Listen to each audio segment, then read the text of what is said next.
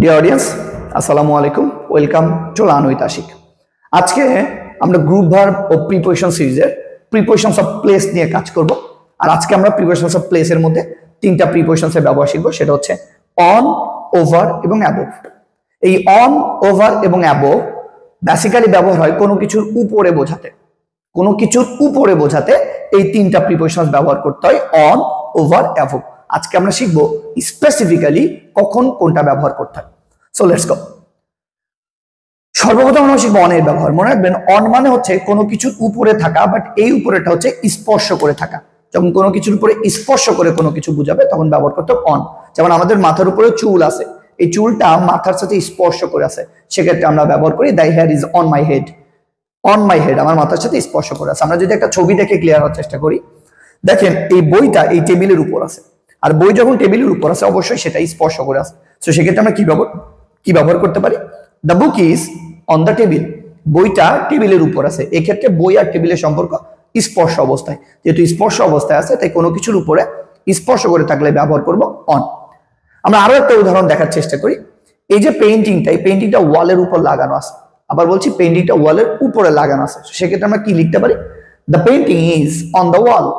ওয়ালের উপরে স্পর্শ করে আছে, আর কোনো কিছুর উপরে স্পর্শ করে থাকা বোঝাতে আমরা সবসময় অন ব্যবহার করে থাকি। আই হোপ এটা আপনারা clear. The next one is over. এই ওভারটা কখন বসে? মনে রাখবেন, ওভার মানেও কোনো কিছুর উপরে থাকা, বাট এর স্পেসিফিকেশন আছে দুইটা, আলাদা আলাদা লজিক আছে দুইটা।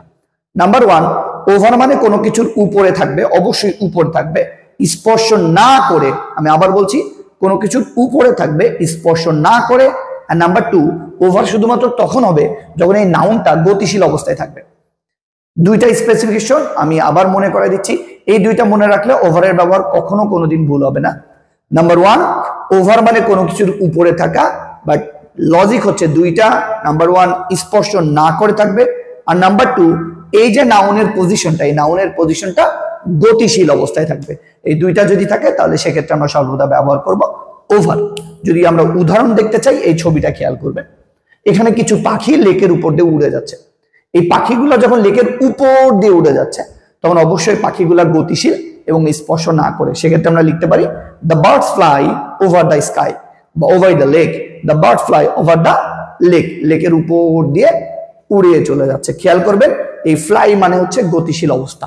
আমরা যদি আরো একটা ট্রাই করি, এই প্লেনটা মেঘের উপর দিয়ে চলে যাচ্ছে। প্লেন যখন মেঘের উপর দিয়ে যায়, অবশ্যই সে গতিশীল অবস্থায় থাকে, আর গতিশীল অবস্থায় থাকলে আমরা সর্বদা ব্যবহার করব ওভার। যদি কেমন হয়? The plane flies over the clouds. মেঘের উপর দিয়ে উড়ে চলে যাচ্ছে। এই যে কোনো কিছুর উপর দিয়ে স্পর্শ না করে গতিশীল অবস্থায় থাকা, এক্ষেত্রে আমরা ব্যবহার করব সর্বদা over. The next one is above. এই জিনিসটাও আমরা অনেকে মিক্স করে ফেলি, এটা আমরা মিক্স করবো না ইনশাল্লাহ। বিশেষ করে অ্যাবোভ আর ওভার, এই দুইটা বেশি মিক্স হয়।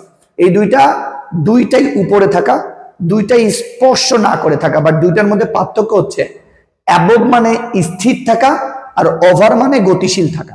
আমি আবার বলছি, অ্যাবোভ মানে স্থির থাকা, আর ওভার মানে গতিশীল থাকা। আমরা একটু উদাহরণ দেখে আসি। এই লোকের মাথার উপরে আকাশ আছে, সব কথায় আমাদের সবার মাথার উপরে আকাশ আছে। এই যে মাথার উপরে আকাশ আছে, অবশ্যই আকাশটা মাথার সাথে স্পর্শ করে নাই। এবং নাম্বার টু, আকাশ আছে স্থির অবস্থায়, আর স্থির অবস্থায় যখন থাকবে তখন আমরা লিখতে পারি দ্য স্কাই ইজ অ্যাবোভ আস। আকাশ আমাদের মাথার উপরে, স্পর্শ না করে স্থির অবস্থায় থাকা বোঝাতে আমরা ব্যবহার করি অ্যাবোভ।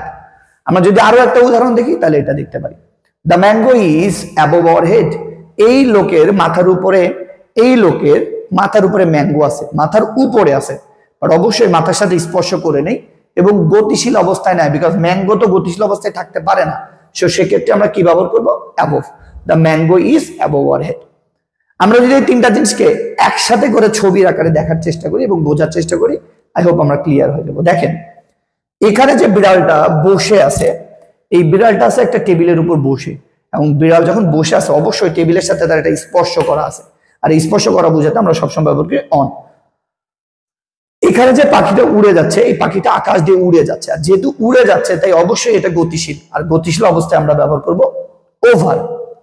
এই জায়গাতে এই বিল্ডিং এর উপর আকাশ আছে, বাট অবশ্যই বিল্ডিং এর উপর আকাশ আছে স্থির অবস্থায়, সেক্ষেত্রে আমরা ব্যবহার করব অ্যাবোভ। আই হোপ এই তিনটা যদি আপনারা একসাথে একটু বোঝার চেষ্টা করেন, এই তিনটা নিয়ে আপনাদের আর কখনো প্রবলেম থাকবে না। অন, ওভার, অ্যাবভ তিনটা মানেই উপরে থাকা। অন মানে স্পর্শ করে থাকা, অ্যাবভ মানে স্পর্শ না করে স্থির থাকা, আর ওভার মানে স্পর্শ না করে গতিশীল থাকা। বাট তিনটা মানেই কিন্তু কোনো কিছুর উপরে থাকা। আই হোপ আপনারা এই বিষয়টা ক্লিয়ার। দেখা হবে নেক্সট ভিডিওতে। Thank you so much.